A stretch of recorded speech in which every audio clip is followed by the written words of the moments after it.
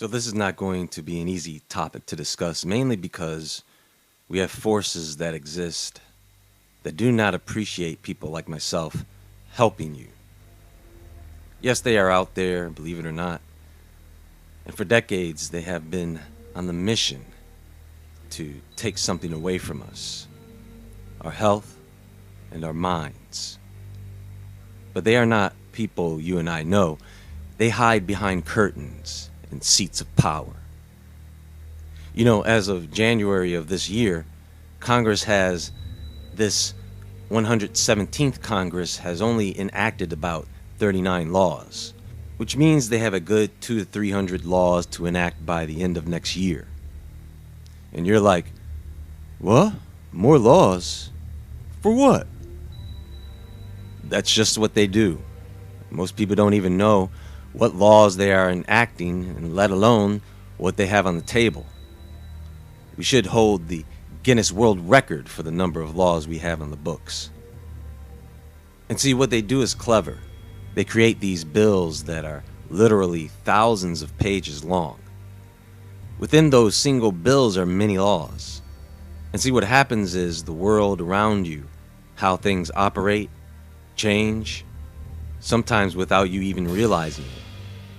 The major issue with this today is, through this system, there has been a major decline in most people's mental and physical health. Everybody's got something.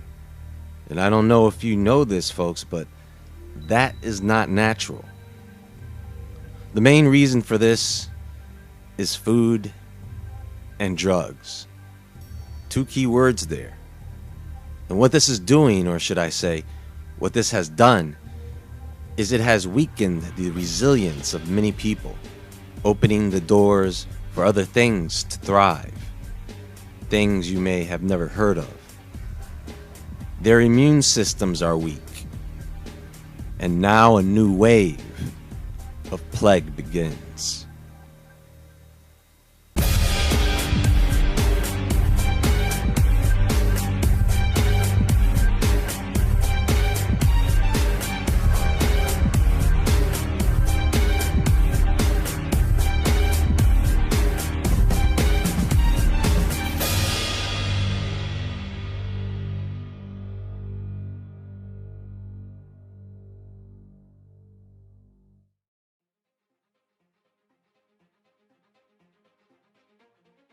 You know, you can walk into almost any grocery store today and find a vast number of food products. I mean, just an extraordinary variety, or at least there used to be. Can anyone tell the difference between some of these products shelved today? So I walked into this supermarket, a pretty well-known supermarket in the area. Beautiful displays and atmosphere. And after entering this market, I traveled over to the fish department, only to find that there were no fish. Now let me tell you what I mean.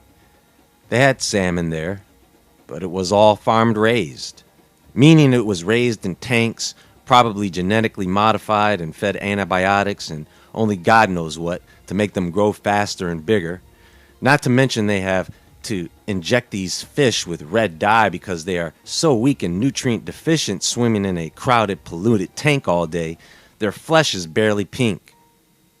Then they had tilapia, another farm-raised disaster, a bunch of clams and lobsters and crabs, catfish. Where was the healthy, wild-caught fish? Then I traveled on over to the bread aisle because I needed buns for burgers. Now, many stores have gotten better at this. They have their own bakeries built in. Everything else on the shelf is garbage. Everything. If that bread wasn't baked that morning, it's garbage, trash. Why do you think people are having gluten issues? The grain is most likely all GMO. There are sweeteners, fillers, and all types of processed substances in that bread to give it the shelf life it has. I've got news for you. It's not bread. To make bread, you need flour, water, and yeast. A little salt and a tiny bit of sugar for the yeast. That's it. And oh yeah, heat. That's what you need to make bread. not a bunch of ingredients that take you 3 minutes to read through. Today, organic food is, in most cases, not 100% organic. It should really say 100% organic, not just organic. Because according to the laws, it could be as much as 35% to 75% organic. And the reason we are subjected to eating this crap is because of these laws enacted by Congress and the regulations put forth by alphabet agencies like the FDA. It's systematic poisoning is what it is. But that's okay because the same companies that produce these low quality food products are in bed with the companies who make the drugs you will need after eating too much of their food. Both the food and the drugs will make you sick. The pharmaceuticals will definitely do more damage. And now we have a global disease problem. And with this comes two things: the slow breakdown of the immune system due to a certain injection, and if we are limiting contact with each other to prevent natural immunity from COVID, then we are limiting natural immunity to everything else with that logic. Which means we are also suppressing our immunity to other things. And boy, let me tell you, you do not want to lose immunity to some of those things. You know, you can't live on this planet unless you've caught something at a very young age. Insects bite you, then give you immunity to some of the things that are in the environment you live in naturally. This is the whole idea about inoculations before entering another country, right? Because you have to develop some type of immunity to live in that environment. If you go and live with a tribe in the Amazon, you're going to have to catch whatever they've got if you want to live in their environment. Not just because the people have some virus or disease.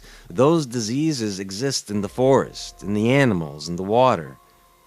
And vice versa. Those tribes of people would have to catch whatever we've got if they want to live in this environment. So here we go. ABC News, local news. Scabies outbreak reported at Amelia County Elementary School. For those of you who don't know what scabies is, it is sarcoptic mange, an infestation of the human itch mite, a parasite. They are about 0.2 to 0.45 millimeters in length. So you should be able to see them occasionally with a magnifying glass, but you would need a microscope to really identify it clearly. And these mites burrow under the skin to lay eggs. And they do this rather quickly, and they are highly contagious. Not only that, once you have them, they are pretty difficult to get rid of. That's why it's called the 7-year itch, because sometimes it takes that long to be free of them. Amelia County Public Schools announced there have been several confirmed cases of scabies reported at Amelia County Elementary School. The school district said they are working closely with the Piedmont Health District to contain the outbreak. They added school staff and nurses have been alerted to watch for signs of scabies, and teachers were told to sanitize classroom items and send students home with their fabric items to be washed. In addition, they have done a deep clean of school buses and classrooms, starting with the one the original case was confirmed in. And there is not much left to this article. The point is, these scabies outbreaks have been happening ever since the beginning of last year. And this is a report from, I believe, about 3 weeks ago. And it's just the beginning. Because of this mass suppression of our immune system, we are probably going to see people get infected with things we didn't know existed. It's going to be the 10 plagues of Egypt worldwide. Oh, by the way, speaking of Egypt, people showed symptoms of scabies in ancient times, meaning this was a problem back in ancient Egypt. You know what's interesting? There's a drug called ivermectin. Some people claim to have used it to treat COVID. Why is it that the same drug is used to treat scabies? And the Egyptians did have remedies for this, for skin problems and scabies. Turmeric lotion, aloe vera, caper bush, portulaca, lupines, trufa, pomegranate peel tea, and castor seed oil. The point is the food. Oh, and I forgot to mention, that GMO food, if you think it's only meant to genetically modify the food, think again.